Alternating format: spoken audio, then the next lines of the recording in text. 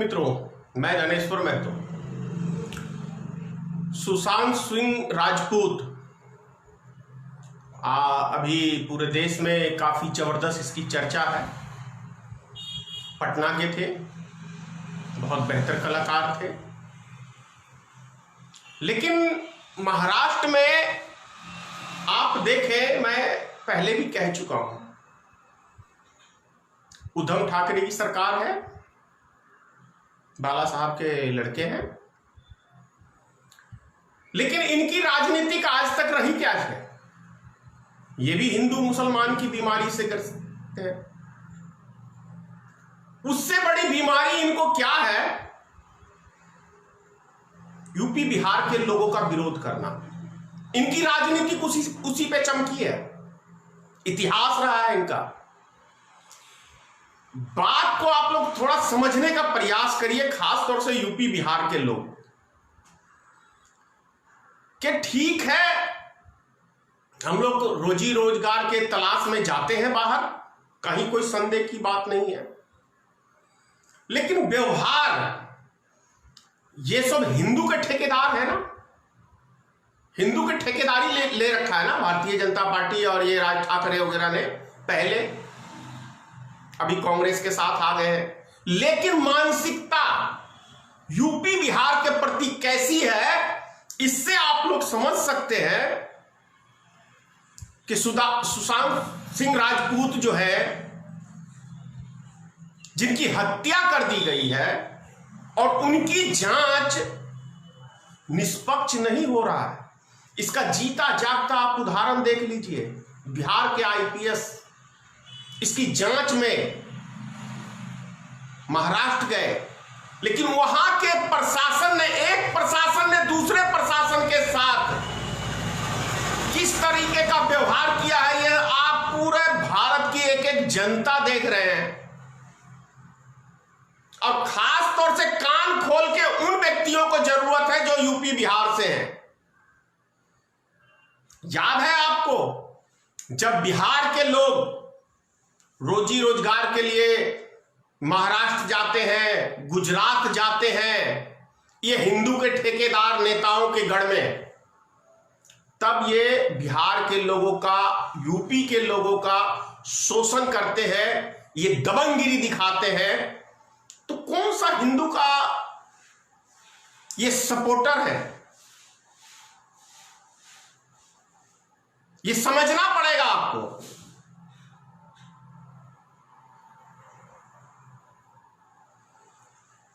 बिहार का आदमी गया था रेलवे की परीक्षा देने, इसी शिवसेना के कार्यकर्ताओं ने बिहार के छात्रों को दौड़ा दौड़ा के पीटा था।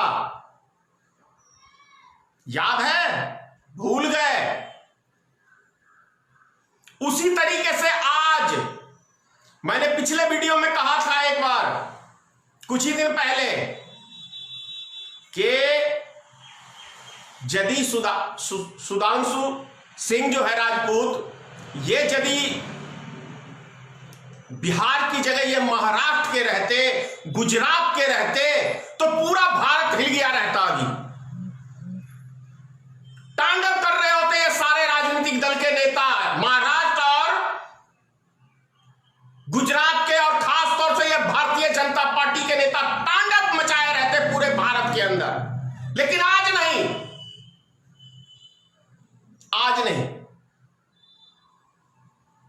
क्योंकि ये बिहार का व्यक्ति है, गया था अपना नाम रोशन करने, अपने राज्य का नाम रोशन करने, कलाकारी में अपने देश का नाम रोशन करने, लेकिन गुजरातियों को हजम कहां होगा कि कोई बिहार का एक्टर कोई बड़ा नाम करे आके।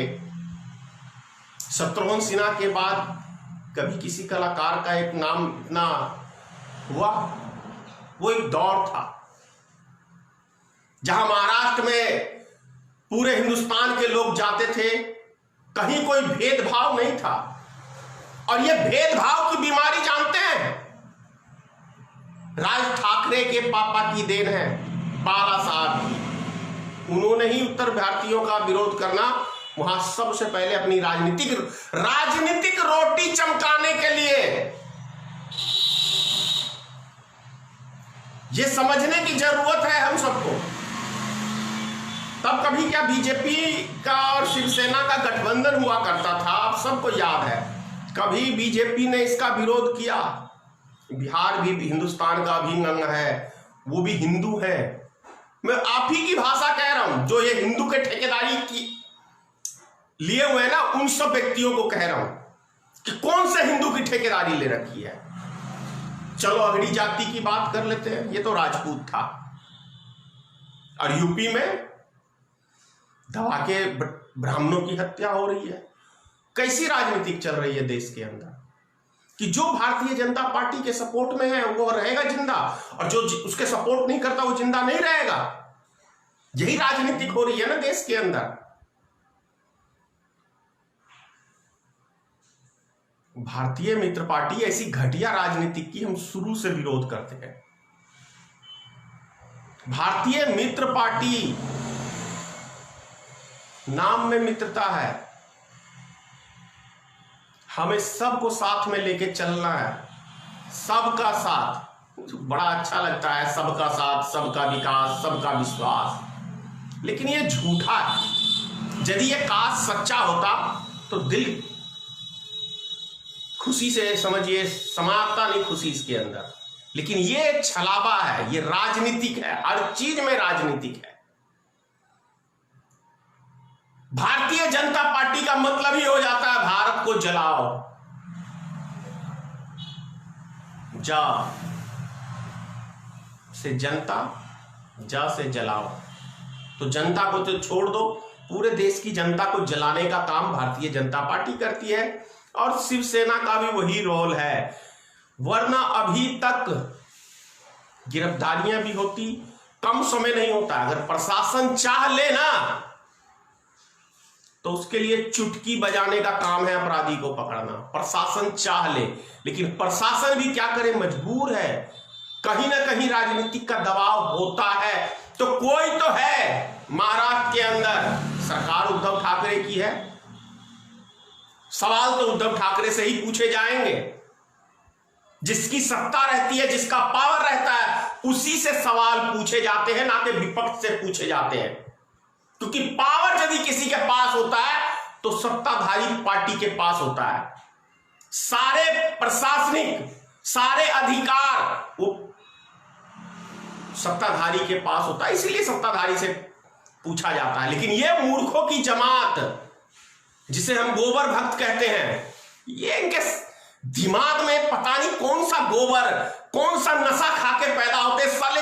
पता नहीं किस स्कूल में ये पढ़े हुए हैं, कौन से गंदगी की इनकी मतलब वो गंदगी मानसिकता के ये रोगी हैं कि इनको इतनी भी जानकारी नहीं है। सवाल सत्ताधारी पार्टी से पूछता है आदमी, क्योंकि सब चीज उसके सिस्टम से चल रहा होता है, दूसरे से नहीं पूछा जाता। लेकिन ये मूर्खों की जमात जब देखो तो विपक्ष से पूछेंगे तुमने क्या किया। अरे गधे के बच्चों, हमारे पास पावर है क्या?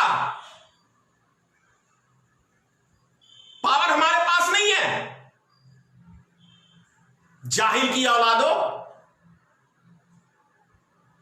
कुछ जाके कहीं अच्छे जगह कुछ शिक्षा ले लो। नरेंद्र मोदी से लोग हैं तो देश को ही बर्बाद करोगे।